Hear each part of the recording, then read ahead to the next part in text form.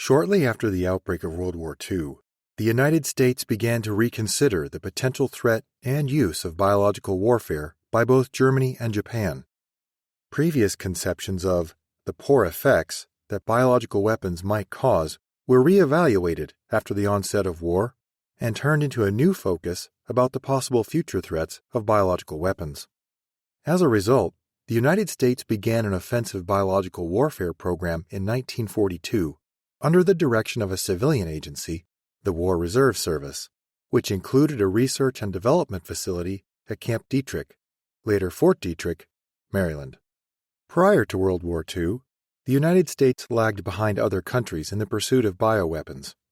In 1933, U.S. Army Medical Corps Major Leon Fox published an article in the magazine Military Surgeon that dismissed the idea of biological weapons since insurmountable difficulties prevented the use of biologic agents as effective weapons.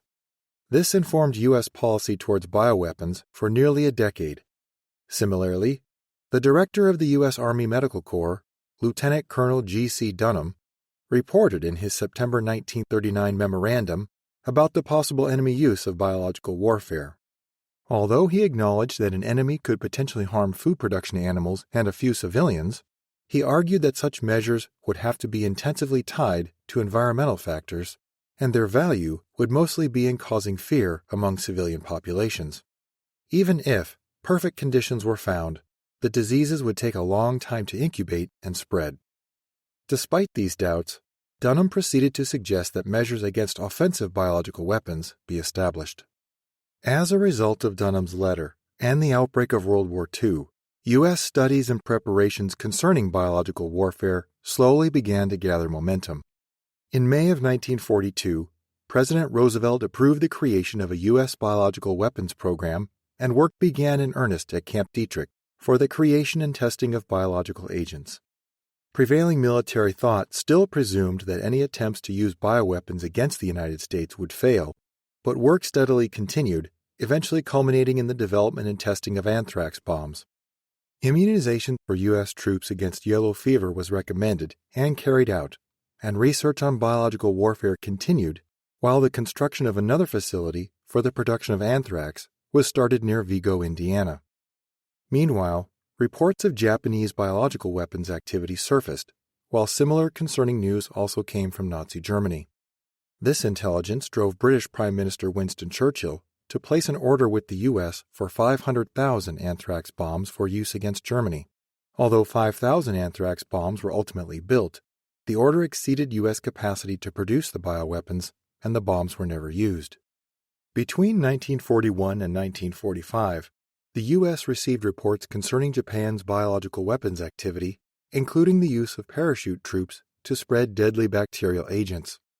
While some intelligence was obtained by U.S. military forces, much came from what was often deemed as unreliable sources, like Chinese soldiers or civilians. During that same time, the Japanese were observed conducting various field tests upon Chinese and Soviet soldiers and in villages throughout the countryside in Manchuria. The U.S. was often distrustful of incidents witnessed or reported by the Chinese. Throughout the war and after Japan's surrender, Chinese reports and eyewitnesses were often considered hearsay and not proven. U.S. military authorities only trusted information from its own troops or hard physical evidence.